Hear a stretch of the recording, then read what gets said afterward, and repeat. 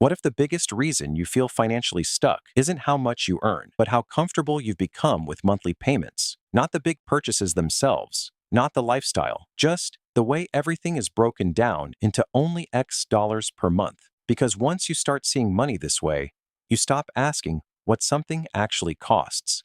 Relatable scenario. Let's take a fairly normal situation. You're 28, you live in a decent city somewhere in the US or Europe, you have a stable job. Maybe you're earning around $4,000 a month after tax. Nothing extraordinary, but not struggling either.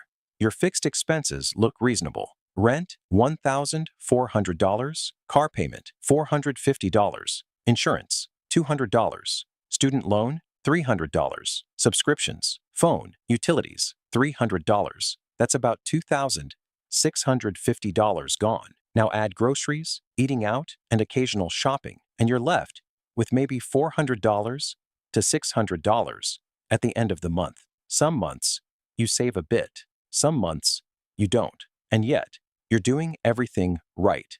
You're not reckless. You're not overspending in an obvious way. So why does it still feel like you're not getting ahead? The invisible pattern. Because almost everything in your life was approved based on a monthly number, not total cost, not long-term impact, just, can I afford this per month? The car wasn't $27,000. It was $450 a month. The phone wasn't $1,200.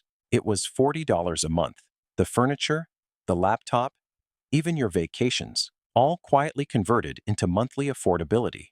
And each time, the decision felt safe because the number was small enough to fit into your budget. The hidden financial mistake. But here's the problem. Monthly payments don't reduce cost. They hide it. Let's go back to your car. $450 a month over 5 years is $27,000. Add interest, and maybe it's closer to $30,000. Now imagine, instead of looking at $450, you were asked up front, would you like to spend $30,000 on this car? That's a very different question.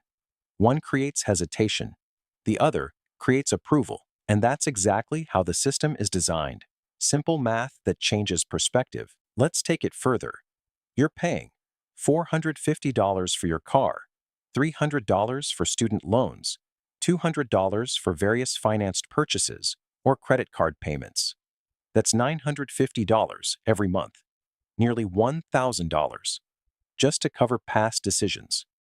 Over a year, that's $11,400. Over 5 years, that's $57,000. Not invested, not saved, not growing, just maintaining a lifestyle you already committed to. The psychological trap. So why do smart, rational people fall into this? It's not lack of intelligence.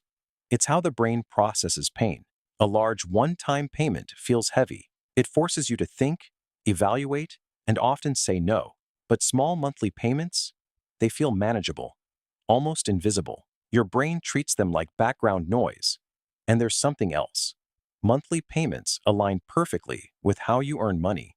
You get paid monthly, so spending monthly feels natural. It creates a false sense of balance. I earn this much. I spend this much. Everything is under control. But control isn't the same as progress. Lifestyle pressure. Now add another layer. Social expectations. Everyone around you seems to be doing fine. Nice apartments, decent cars, weekend trips, upgraded phones, and none of it looks extreme because most of it is also financed monthly. So you're not comparing wealth, you're comparing payments. And as long as your monthly numbers match theirs, you feel like you're keeping up, even if no one is actually getting ahead. Long-term impact. Here's where it quietly becomes a problem. 5 years pass. Your income increases, maybe to $5,000 or $6,000 a month. But something else increases too. Your payments. You upgrade the car, move to a better apartment, add new subscriptions, new commitments.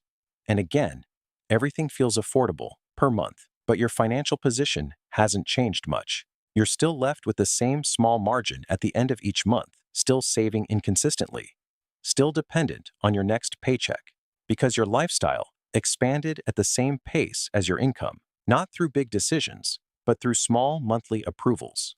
A shift in perspective. Now compare this to how financially aware people think. They don't ignore monthly payments, but they don't start there. They reverse the process.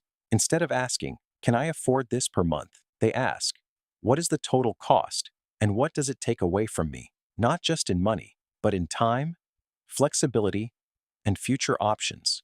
Because every fixed payment is a commitment to your future income. It reduces your ability to adapt, to take risks, to change direction, to breathe financially. This doesn't mean avoiding all payments.